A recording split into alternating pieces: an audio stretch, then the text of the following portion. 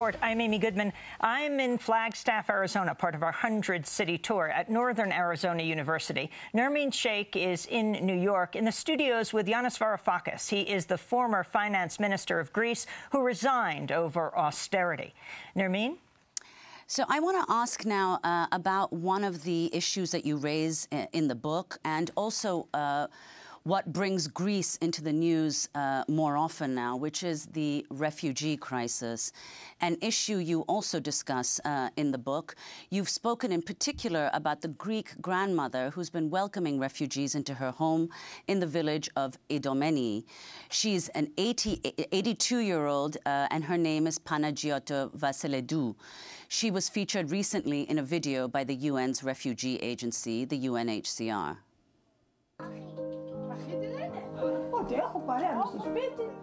I have company in the house. I talk, we laugh, although we don't understand each other. This grandmother also cooks for the refugees every day, and the children call her Mama. In this clip from last July, just over a week after you resigned, a Syrian migrant on the Greek island of Lesbos decried the conditions in the refugee camp in especially strong language.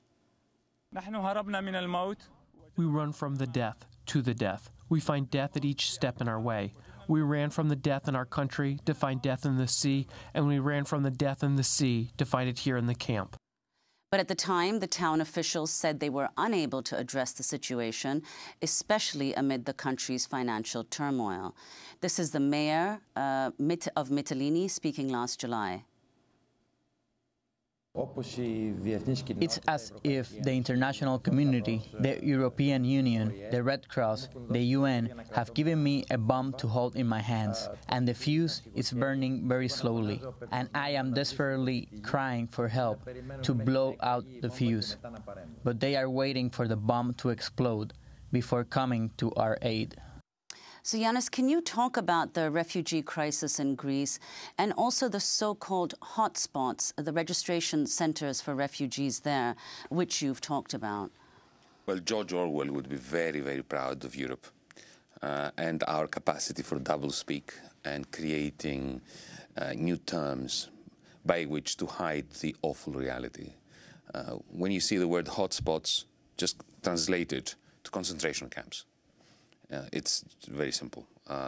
The Greek government has been steadily pressurized by the European Union to effectively intern the refugees.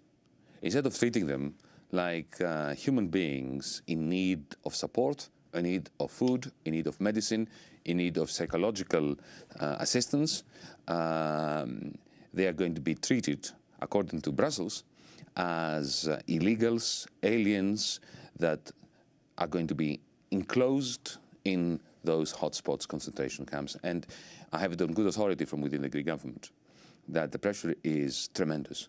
The Greek government, which is, of course, fiscally completely and utterly impecunious, is being told the only way you are going to get money is if you intern them. So if you let them free and loose, even within Greece, you're getting not a penny in order to help feed them. So we have a magnificent array of NGOs and volunteers who are looking after the refugees. The Greek state is in a state of disarray because it just can't afford even to look after the Greeks who are suffering a long seven-year-long Great Depression. The Greek state is trying to do something, but is being pushed by Europe to treat inhumanely those refugees. But more generally, look, this should not be a problem. Europe is large enough, it is rich enough.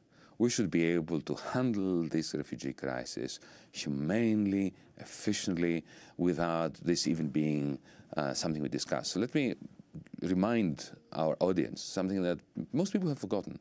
When the Iron Curtain came down in 1991, Greece, which was never a rich country, a country of 10 million people, we accepted 1 million refugees within a few months. Half of Albania moved to Greece.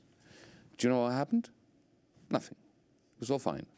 They still live there. Their kids come to the university where I teach. They're amongst my best students. Greece has become enriched. Our culture has become stronger. Our food has become even better. And if a small lower middle income country like Greece can accept a 10% influx of refugees in a few months and do quite well out of it and actually be stronger as a result of that, Europe, which is aging pathetically, should accept these refugees, like Angela Merkel initially said in September, October, until she was vetoed by her own party and her own supporters. So what we have is the European Union is disintegrating under its postmodern 1930s. This is what we've been experiencing the last 10 years due to the economic crisis. The foundations... I wanted to ask you, Yanis Varoufakis, is Greece being used as an example by Germany, kind of warning to France? Oh, in the economic realm, there's absolutely no doubt about that. Amy, one of the wonderful aspects, well, few wonderful aspects of having served for 5-6 months sitting on that electric chair of the finance minister of Greece was that for the first time in my life I didn't have to theorize about these issues. I was told. German officials of the highest rank answered your question in the affirmative. They said to me explicitly, how can we let you off the hook when we want the Troika to go to Paris and to rein in the French national budget? So a proud nation like the Greeks is being used as collateral damage. Its misery is being used as a signal to France that it cannot have its cake and eat it. By that, what I mean. And the German elites have a point of sorts.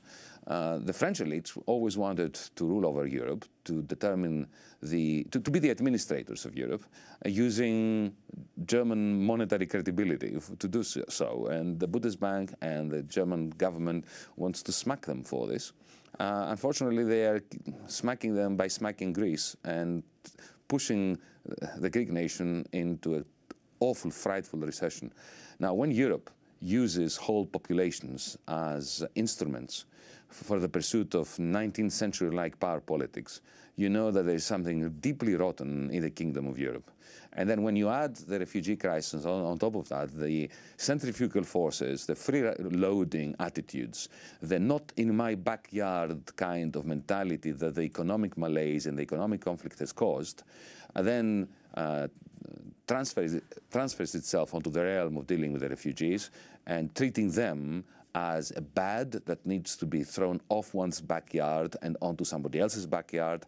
And the result is a complete loss of Europe's integrity and soul.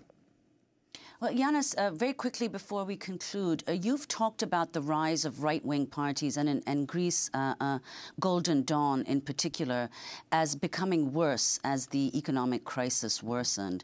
So could you talk about the impact of Golden Dawn and its recent expanding power?